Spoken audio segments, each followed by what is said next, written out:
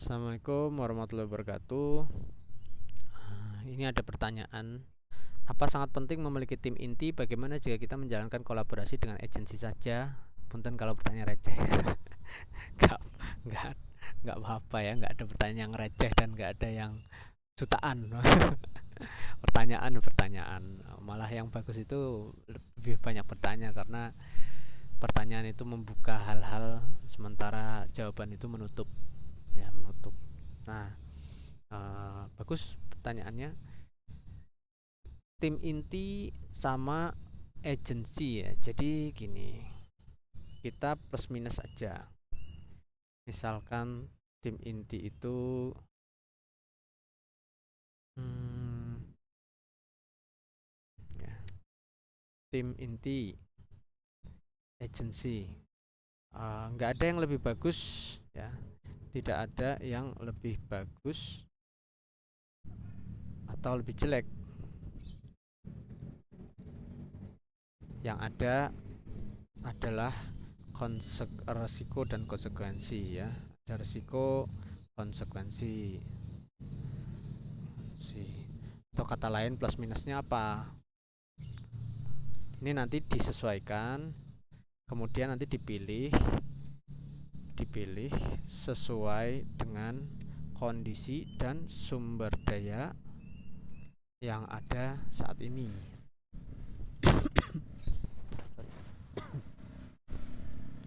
Nah, kalau tim inti internal lah ya, saya sebutnya tim inti internal. Tim inti internal itu positifnya kita punya kontrol penuh. Terus positifnya lagi kita punya kontrol penuh, kita punya apa namanya, bisa nyambi ya, bisa nyambi kerjaan yang lain, itu positif. Konsekuensinya apa? Konsekuensinya ya, penggajian itu bukan hanya bulanan ya, tapi juga ada bonus mungkin, ada BPJS mungkin, nanti ada THR mungkin, terus ada apalagi uang makan, transport dan lain-lain. Terus nanti peralatan, perlu ada laptop, perlu ada HP mungkin, terus nanti pasti nambah listrik, nambah air minum ya, nambah tempat, nambah meja, nambah kursi dan lain-lain ya. Itu perlu dipertimbangkan. Terus konsekuensi lainnya, kita bisa ngerekrutnya enggak? Tidak. Kalau mau yang experience berarti bisa, kalau experience bisa ngetesnya enggak bahwa dia itu jago atau tidak gitu ya, punya keahlian, bisa ngetes keahliannya enggak. Jangan sampai ngomongnya experience tapi ternyata enggak gitu ya, kita udah keluar gaji besar tapi ternyata ya biasa aja gitu ya.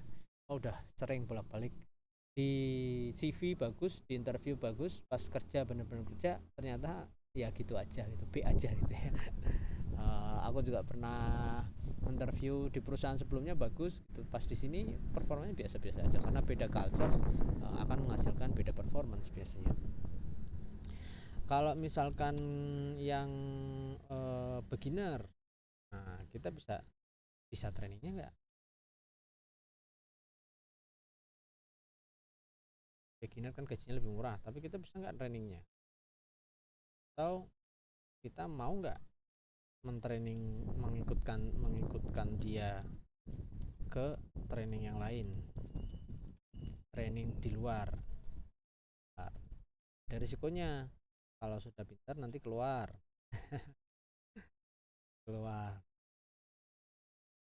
Siap nggak? Nah, ya kalau siap ya nggak apa-apa, kalau nggak siap ya jangan.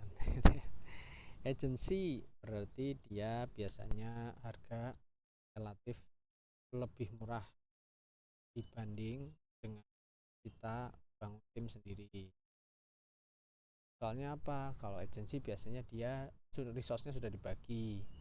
Terus dia agensi itu tidak memusingkan salah manajemen, training, yang kayak tadi bilang masalah controlling pekerjaan, kualitas pekerjaan sudah menjadi tanggung jawab mereka. Kalau mereka jelek ya berarti tinggal pecat. Putus hubungan dengan agensi. Biasanya ini month to month ya, month to month atau tiap 3 bulan ada periodenya, 6 bulan, 1 tahun kontraknya ya, kontrak tuh. Terus kekurangannya kontrol maksudnya kontrol tuh gini, mereka biasanya punya sistem kerja sendiri. Nah, cocok nggak dengan kita? Cocok nggak dengan kita? Kalau nggak cocok ya nanti repot. Misalkan misalkan produksi foto harus tanggal sekian,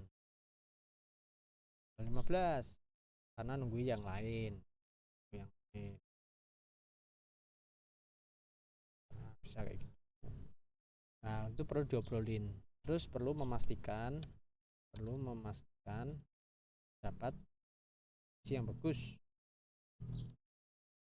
Karena kalau enggak ya nanti berantakan nanti ya. Jadi paling bagus sih lewat referensi atau orang yang dikenal. Nah, itu mungkin pertanyaan plus minusnya ya. Nanti dipertimbangkan sesuai dengan kondisi dan sumber daya yang ada saat ini. Kalau kondisinya wah gaji nggak masalah gitu. Nah, bisa juga tim inti udah tahu lah cara trainingnya, udah tahu atau udah kenal orang yang bisa mentrainingkan gitu, membantu mentrainingkan.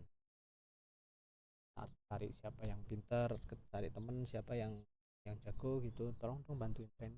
Nah, bisa juga ya begitu. Jadi itu pertimbangannya kalau kita mau hire tim internal digital marketing atau kita menjalin kolaborasi dengan itu ya.